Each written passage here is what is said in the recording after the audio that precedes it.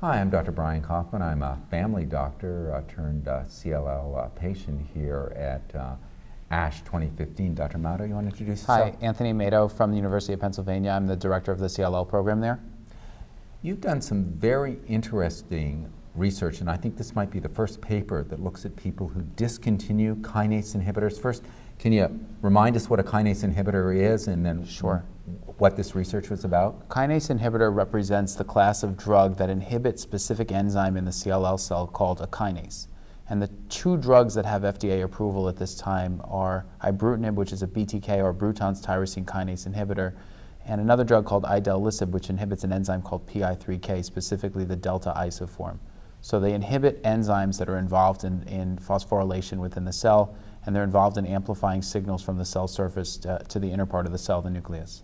Which is makes the B cell that the CLL is want to stay alive, want to proliferate, Want to migrate. It really affects a huge portion of CLL biology. and blocking it has been a tremendous therapeutic. Yes, the two drugs, ibrutinib and idelalisib, have represented a huge paradigm shift for CLL patients.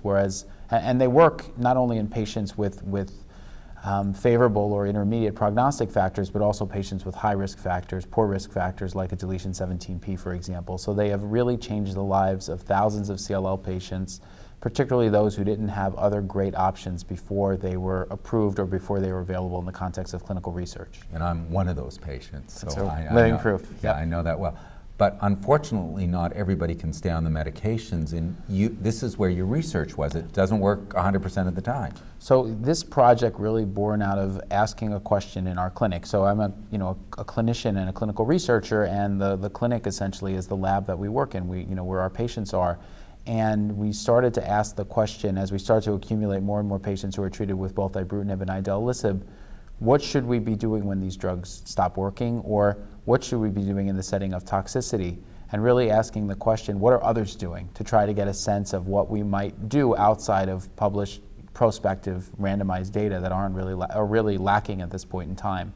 And so we decided to look in our own patient files to see what we've done in the past, and also ask some friends at other cancer centers to work together. I think one of the testaments to these drugs is the fact that they work so well. There's no one cancer center that has enough patients who've discontinued them to really start to see patterns in practice.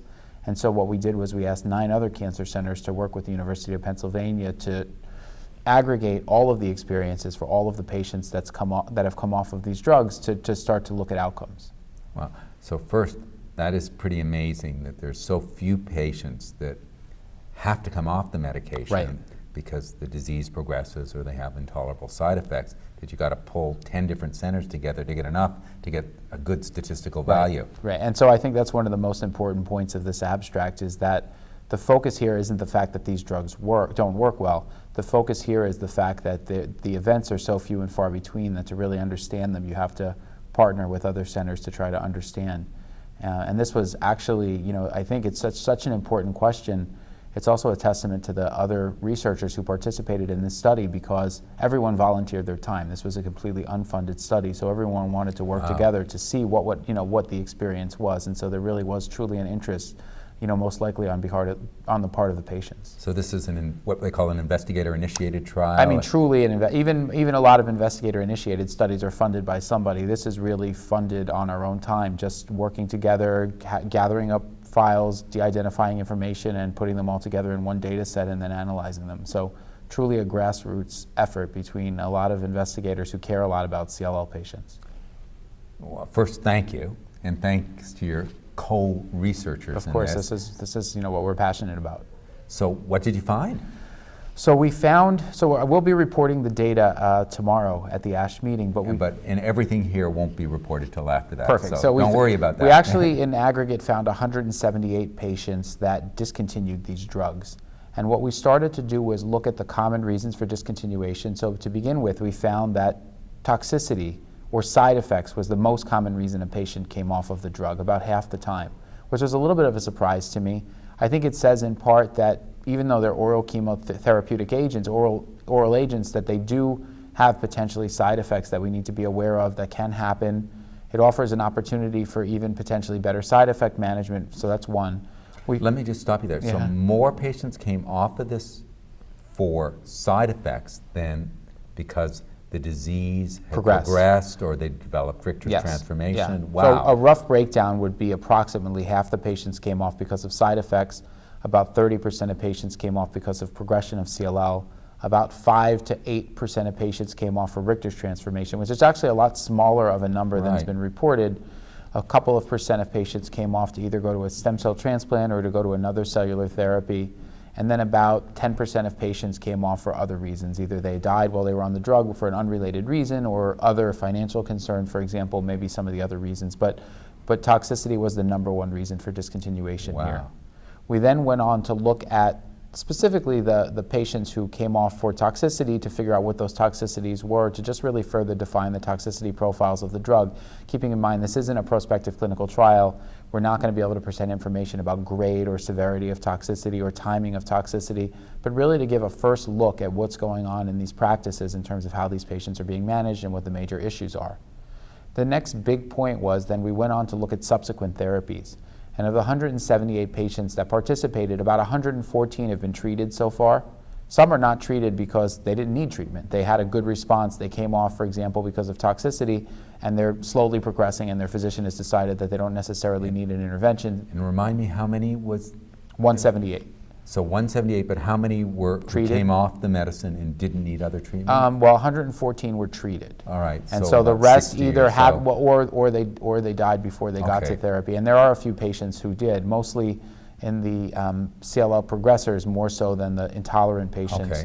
Almost all the Richter patients were treated as you would expect. And so we looked at patterns of second or therapies following discontinuation of the kinase inhibitor. And interestingly, we found, and we were hoping to find, that there were several patients who went from one kinase inhibitor, for example, ibrutinib to idelalisib, or idelalisib to ibrutinib. And so it gave us a chance to see whether or not we could, recapture the response or continue a response and not recapture the toxicity that was present. And so tomorrow we'll report the survival outcomes for those patients. And not surprisingly, if you came off because of a toxicity, the other drugs seem to work well, and the toxicity profiles aren't so much overlapping that you could stay on it. If you came off because CLL progression, you did tend to respond about half the time, and there were some durable responses, so that's actually great news for patients. And so that's really the big message here, is that alternate kinases can be an acceptable therapy for patients with CLL when they come off of another drug, particularly in the setting of toxicity, but also in the setting of CLL progression. Was there any surprises when you looked at what the toxicities were that stopped? Because you mentioned maybe better management could keep some of these patients if they're responding. It's not better management per se. I think it's better awareness of what the toxicities were. I mean, I'm sure my co-investigators did an excellent job in managing these patients. They've been involved in clinical trials and management from the inception of drugs like ibrutinib. I think it helps everybody to understand why patients are coming off, because then the next patient, for example, if a patient comes off because of atrial fibrillation, maybe it's a late event, the atrial fibrillation is unchecked, it may be helpful to realize that earlier on so that you're picking it up so it can be medically managed. We also have an abstract here at ASH where we're looking specifically at cardiac toxicities in our ibrutinib-treated patients at the University of Pennsylvania, and actually in conjunction with our cardio-oncology department proposed guidelines for how one could manage patients through ibrutinib-mediated cardiotoxicity. And actually at Penn, we haven't had a patient come off because of a cardiotoxicity, and I think that's because we're so aware of it. We have a cardiologist who's available to see these patients almost immediately, and if they have AFib, if they have hypertension, if they have another cardiac-related issue, we're able to manage through it, including rate control, rhythm control, anticoagulation, hypertension management, and not only getting the blood pressure down safely, but also using agents that don't necessarily interact with ibrutinib. So there is an art, I think, that's developing for how to manage the cardiac toxicities, and the better we get it all, the better we all get at that, the longer patients are likely to stay on the drug without having to discontinue. I really like that, and I'm going to pick up on that in a minute, but any final things you want to share with patients about this particular trial? It sounds like you really mined a lot of data. We did. This was truly an amazing experience for us to be part of this and to lead this effort. I think that what I would encourage other investigators at other centers is potentially to continue to aggregate data to try to address these questions.